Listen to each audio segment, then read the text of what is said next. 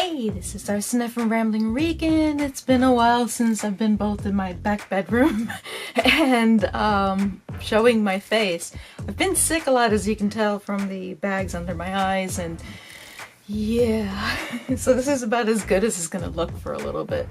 And the fact that I'm awake when the sun is out and my skin's not burning, it's great. So wanted to do some updates and comments, because I've been getting a bunch of these over the past month and a half or so since I've done one of these videos. Possibly even longer, I'm not even sure. There have been obviously a few videos on my site.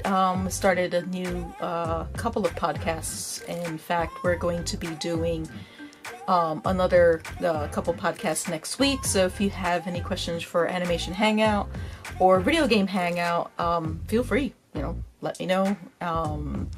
Let William know, or Don, that sort of thing.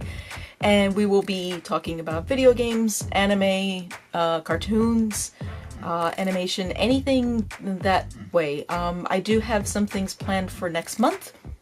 I've been doing a lot of stuff on Star Blazers, and I've been getting questions on that. It's funny because it kind of opened up a new little avenue. There's a lot of us from the 1970s, apparently. Yay! So, konnichiwa! I'm happy that Funimation has picked it up and is dubbing it and is doing a very, very good job. I have some quirks on how VRV sees it, because apparently it doesn't show the subtitles that are available on the Funimation site, and that is a problem translated from that platform to VRV, the other platform. So everyone's aware of it, and so I'm hoping everybody gets that fixed, because it's a little difficult to kind of promote VRV for simuldubs, the English translation, when you can't see all of the signs, you can't understand any of the dialogue, and so yeah, that's a problem. And worse, that it's available free on Funimation. Thanks to Primus Production, he posted a week ago. Since I only have the free Funimation account, I'm always 1 week behind. But I can tell you that they've added subtitles to the parts spoken in Gamila's language, at least for episode 2, which is great. That was what prompted me to check the differences between the Funimation.com site, the VRV site, and Crunchyroll. Now Crunchyroll, obviously everything is subtitled because it's in the original Japanese, but it was the transfer from the Funimation site to the VRV site, and yes, everyone knows about it, and I've already done a couple of responses back from VRV, and they are looking into it. That is a problem, not just with $21.99, but also with all of the Funimation Now stuff. They can only air what's given to them, so hopefully whatever it is that they're missing, codes or whatever to get those subtitles up, will be back. I hope so. And on a previous video, Wildstar Studio, which I find amusing considering what the name is, Captain Avatar's, or Okita's response to the demand for surrender by the Gamelans is taken directly from World War II. During the Battle of the Bulge, when the Nazis demanded the US forces surrender after being surrounded, General McAuliffe, I think that's how you pronounce it, sent the response of, to the German commander, nuts! I rushed home, first of all, I completely forgot about this, so there goes my history. And yes, I did remember that afterwards, and it makes total sense that that was what was translated in the English, because the Japanese had baka, and baka means idiot. And so I can understand the 1979 translation to that, although I really appreciate the English one a lot more now that I remember it's from the Battle of the Bulge. Oh boy. I rushed home every day after school to catch the show as well. Yay! Another 1970s kid!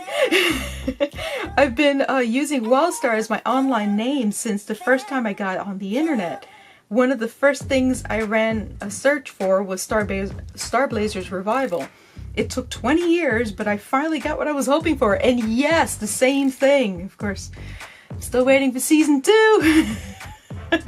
There's more comments on Star Blazers and stuff like that, but I'm going to move on to a different comment, only because it fits for what it is I'm going to be talking about next.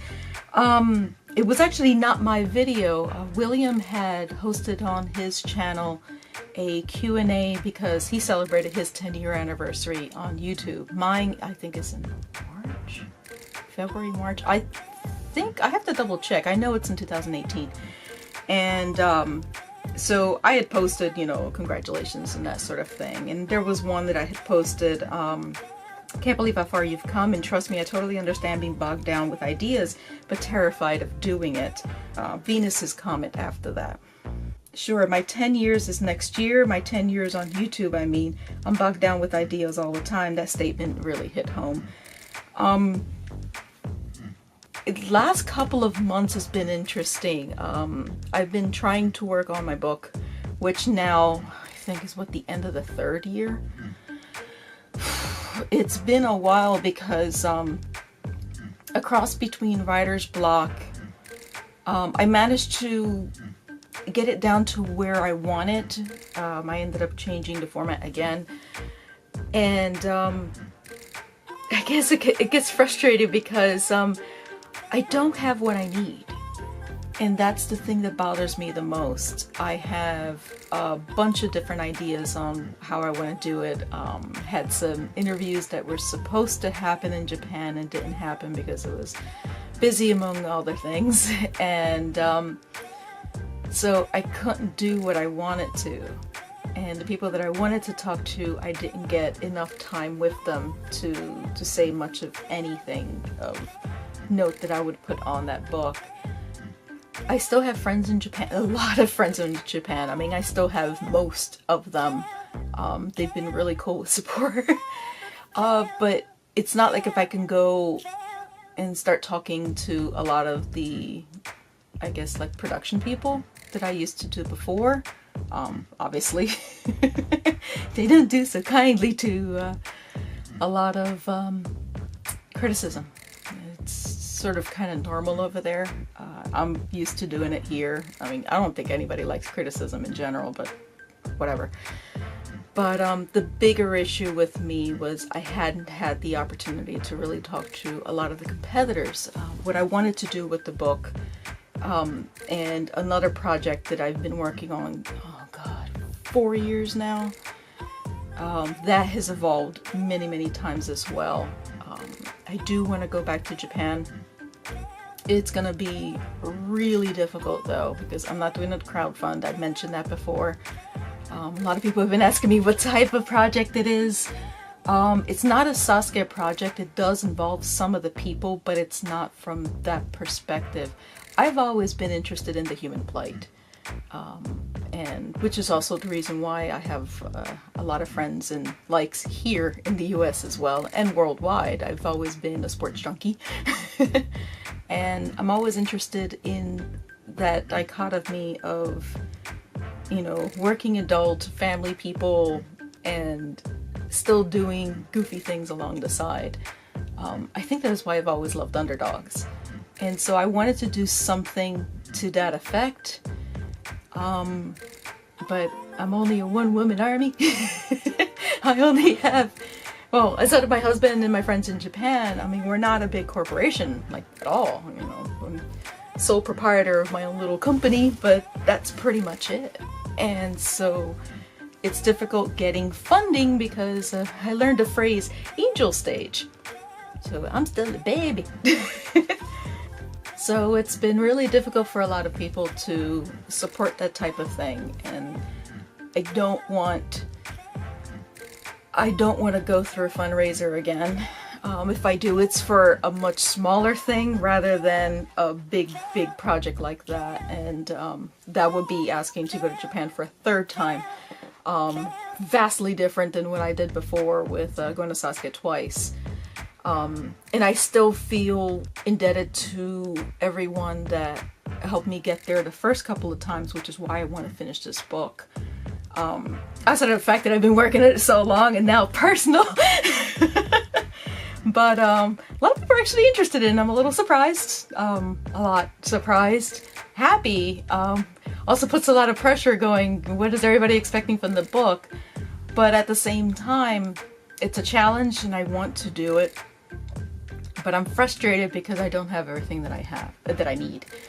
And so instead of just basically throwing words together, which I am very capable of doing, and just, you know, throwing it on there and having people wanting to pay for it, no, that's not gonna happen. And I won't produce something that I'm not happy with, and I'm not happy with it. And so it's the end of year 3 when it comes to that project, and it's still nowhere near in sight. And every day that passes, I get frustrated, and then I get depressed, and then it goes back into writer's block. And so that's been my problem all year. And then, of course, transitioning from Sasuke Land to a different world entirely. I won't say different world because it's always been part of my world, but always trying to do something different is rough because not everybody's into that sort of thing, and which is fine.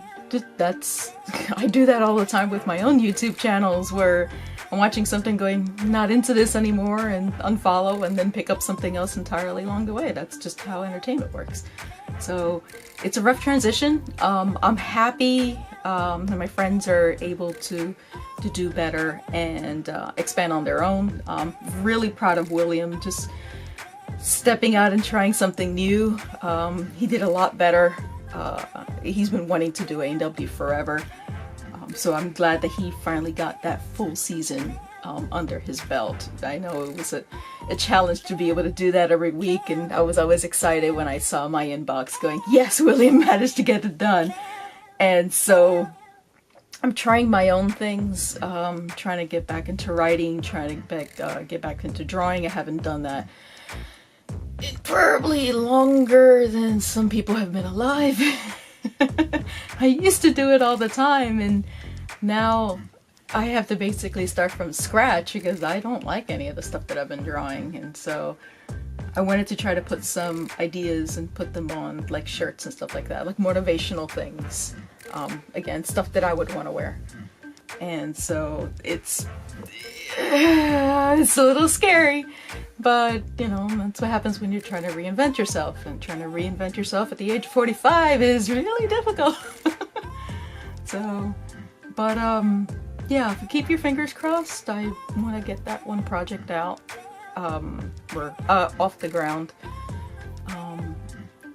Every person that I've talked to about it gets really excited, and then it comes to how are we gonna pay for it? It's just, it's so frustrating. I will be getting the calendar out. I know I've been asked by a few people, the same ones that have been supporting me these past few years with the Rambling Reagan calendar. I asked my friend Gene, I was like, do you have any photos? And he did. It was great. And you know, Morimoto also sent a couple, which I thought was cool. And my friends are cool. I love them, and they don't care about the other politics and stuff. They just gotta go, I think because the longer that they are in television in general, the more you start looking around going, yeah, it's not the ideal situation, and this sucks. If anything, all you have to do is just look at what's going on in Hollywood now. I mean, I have my own hashtag #MeToo.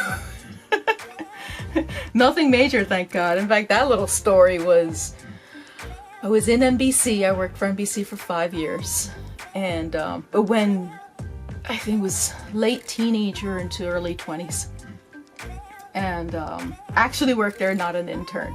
I started off in summer, was it the summer of 17, I think it was. Back then, I don't know if they still do that now.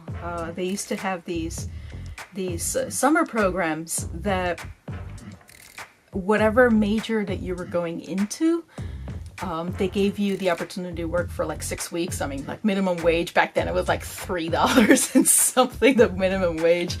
But we'd go in there for 6 weeks and basically get a feel what it looks like to be in that field. So I did one the year before in law because I wanted to be a lawyer.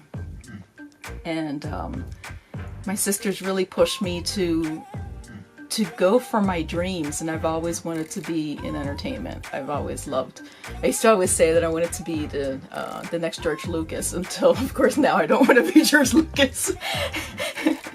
But I like that idea. I've always been, you know, producing stuff. I don't think I'm a good director. I loved a lot of behind the scenes stuff and just creating things, and so I went to college for that. And so the same year that I started my college, I went to Temple University. I went to my NBC affiliate at the time, KYW, in Philadelphia, and I still remember this to this day. I'd even have to go back until I was 7 years old. Someone had come in, Puerto Rican. There are very few of us in the industry. Back then it was, a little bit different now. But they had come in inner cities to try to give dreams to us kids in, you know, urban schools. And so they were, a couple of the guys, I think they were producers. I know one was a camera, another was an editor, but they had done like a bunch of stuff behind the scenes, stuff that I wanted to do. And, you know, hey, you know, stay in school and whatever. Fast forward, I was 17 years old and I saw one of those guys. Obviously he wouldn't have possibly recognized me. He hadn't seen me in 10 years. And dude was trying to pick me up. And it was weird because, and I was 17, just, I don't know. So it was weird because it was during the time of the Anita Hill hearings. And they would have like signs where like, I think what the phrase was, sexual harassment will not be reported, however it will be graded. That was just like the weird vibe in the office. I mean, just the stuff that I saw was like, ooh, wow, welcome to the real world. And I was 17. Most people thought that I was an intern, and I wasn't. Because from after the summer program, I was hired, and which is great, yay! And I stayed there for 5 years. Went from KYW to NBC, which was basically the Westinghouse used to own it at that point. And so dude was trying to pick me up and he wasn't getting the hint. And thank God, my supervisor, Diane, she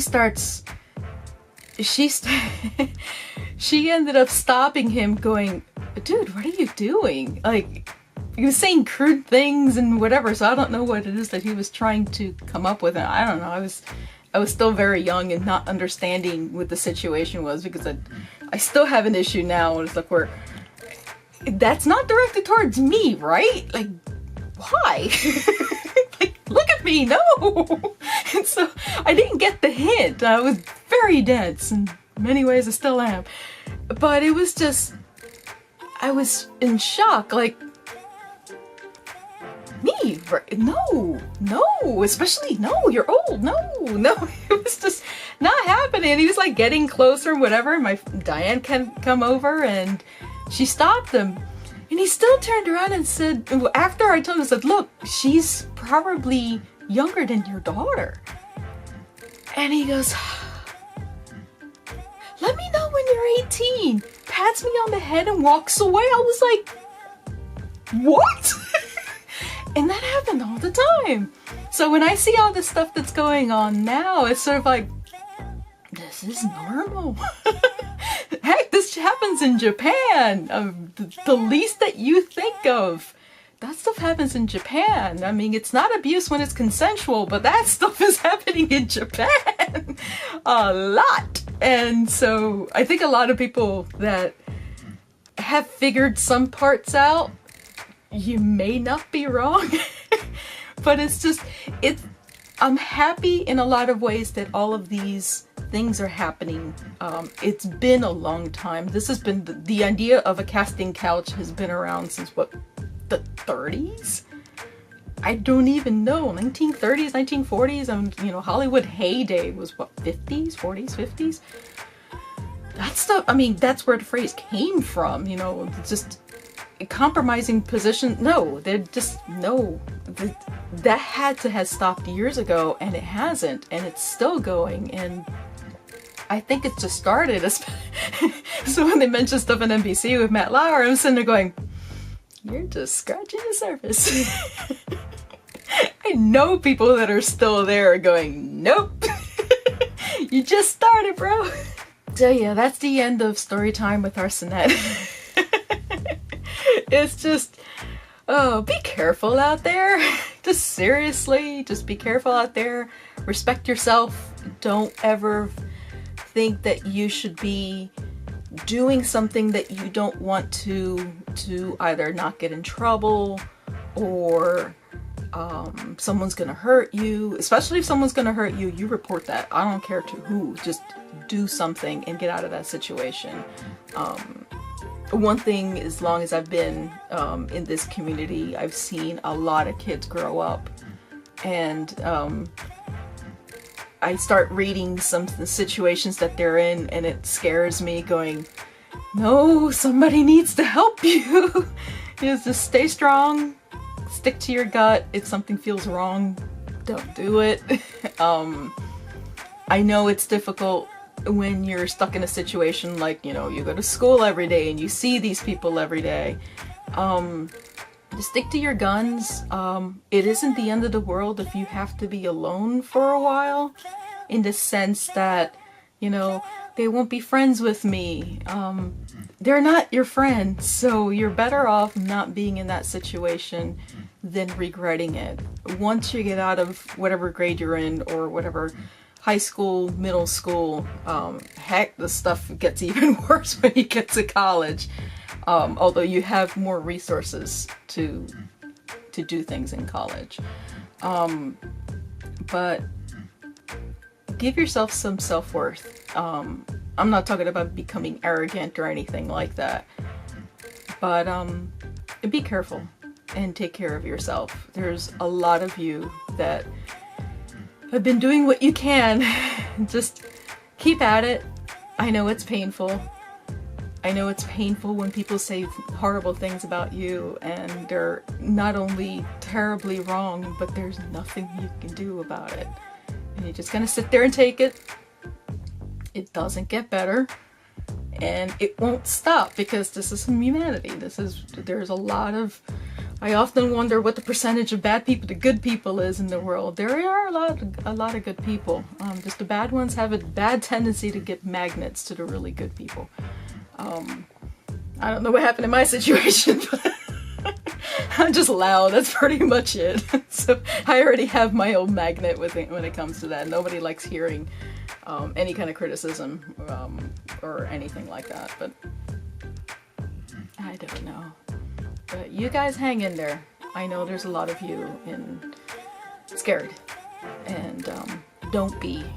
Just remember, this is not gonna last. Over time, you'll grow up, get out of that situation, and hopefully be a stronger person afterwards. So anyway, I've babbled long enough, and so I'll talk to you at some point. I'll be doing the podcast next week. I have one that's scheduled for December later on. Wish me luck that I get that one taken care of, because it's an interview I want to be able to do. So I won't announce that until I actually have it done, because you know how these things, plenty of projects I've been, wanting to announce only to find out, nope, it's not going to happen. So until it actually does, I'll just let you know. So always follow me on any kind of social media. I yak a lot there. If you have any questions, just let me know. And so I'll talk to you guys soon.